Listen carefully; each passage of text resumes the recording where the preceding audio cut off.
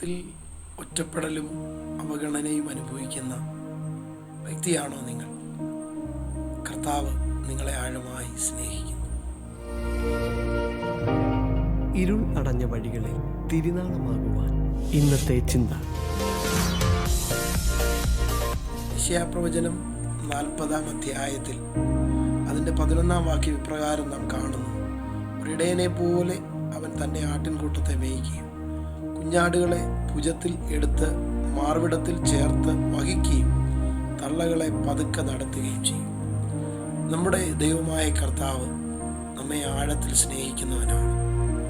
ഒരുപക്ഷെ മനുഷ്യൻ്റെ സ്നേഹത്തിന് വേണ്ടി കാത്തു നിന്നിട്ട് നാം ആഗ്രഹിക്കുന്ന തരത്തിൽ സ്നേഹമോ പരിഗണനയോ നമ്മുടെ ജീവിതത്തിൽ ലഭിക്കാതെ വരുമ്പോൾ നാം നിരാശപ്പെട്ടു പോവുകയും നാം തകർന്നു പോവുകയും നാം തളർന്നു പോവുകയൊക്കെ ചെയ്യാറുണ്ട്.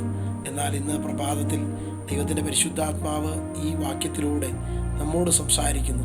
ഒരാട്ടിൻകൂട്ടത്തെ പോലെ ഒരിടയൻ തൻ്റെ ആടുകളെ മൃഗങ്ങളുടെ അല്ലെങ്കിൽ കാട്ടുമൃഗങ്ങളുടെ കയ്യിൽ അകപ്പെടാതെയും മറ്റ് ദുഷ്ടജന്തുക്കളുടെ കയ്യിൽ അകപ്പെടാതെയും അതിനെ മേച്ചിൽപ്പുറത്തിലൂടെ കൊണ്ടു നടക്കുന്നതും മാത്രമല്ല അതിന് വേണ്ട വെള്ളവും അതിന് വേണ്ട ആഹാരവും ഒക്കെ നൽകി തരുവാൻ തക്കവണ്ണം, ആക്രമണത്തിൽ നിന്ന് രക്ഷപ്പെടുത്തുവാൻ തക്കവണ്ണം വളരെ ജാഗ്രതയോടെ കൊണ്ടു നടക്കുന്നത് പോലെ നമ്മുടെ കർത്താവ് നമ്മെ പരിപാലിക്കുന്നു, നമ്മെ സ്നേഹിക്കുന്നു. അവൻ നമ്മെ കൊണ്ടു നടക്കുന്ന ദൈവമാണ്. അങ്ങനെ ആട്ടിൻകൂട്ടത്തെ മേയിക്കുന്ന കർത്താവ് മാത്രമല്ല, നടക്കുവാൻ വഹിയാത്ത കുഞ്ഞാടുകളെ തൻ്റെ മാർവിടത്തിൽ ചേർത്ത് പിടിച്ചുകൊണ്ട് കൊണ്ടുപോകുന്ന ഇടയനെ നമുക്ക് കാണാൻ കഴിയും.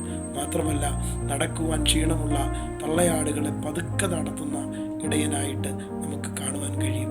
അതുകൊണ്ട് എന്നെ കേൾക്കുന്ന പ്രിയപ്പെട്ടവരെ, നീ മുൻപോട്ട് ചുവട് വയ്ക്കുവാൻ കഴിയാത്ത, അറച്ചു നിൽക്കുന്ന അല്ലെങ്കിൽ നടക്കുവാൻ ബുദ്ധിമുട്ടുള്ള ശിശുവിനെ പോലെ പലപ്പോഴും ബലഹീനമാകുന്ന അവസ്ഥയിൽ അല്ലെങ്കിൽ മുൻപോട്ട് ചുവട് വയ്ക്കുവാൻ കഴിയാത്ത അവസ്ഥയിലാണെങ്കിൽ കർത്താവ് നിന്നെ മാർവിടത്തിൽ വഹിക്കുന്ന കർത്താവാണ്.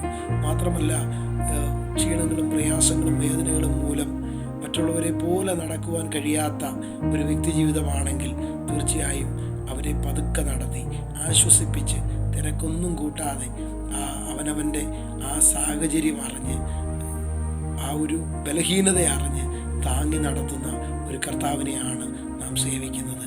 ആട്ടിൻകൂട്ടത്തെ ഒരിടയൻ കൊണ്ടു നടക്കുന്നത് പോലെ, അവർക്ക് സംരക്ഷണ ചെയ്യുന്ന പോലെ, സമയാസമയങ്ങൾ അതിന് ആഹാരം നൽകുന്ന പോലെ നമ്മുടെ കർത്താവ് നമ്മെ പരിപാലിക്കുന്നു.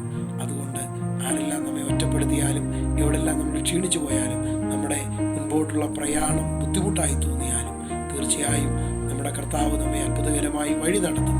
ആ കർത്താവിൽ ആശ്രയിച്ചുകൊണ്ട് മുന്നേറുവാൻ ദൈവം നമ്മെ സഹായിക്കട്ടെ. ഈ പ്രഭാതം കർത്താവിനോട് കൂടെ യാത്ര ചെയ്യുന്നു, കർത്താവിൻ്റെ സ്നേഹം അനുഭവിക്കുന്നു ഒരു അനുഗ്രഹിക്കപ്പെട്ട ദിനമായി മാറട്ടെ എന്ന് ആശംസിക്കുന്നു.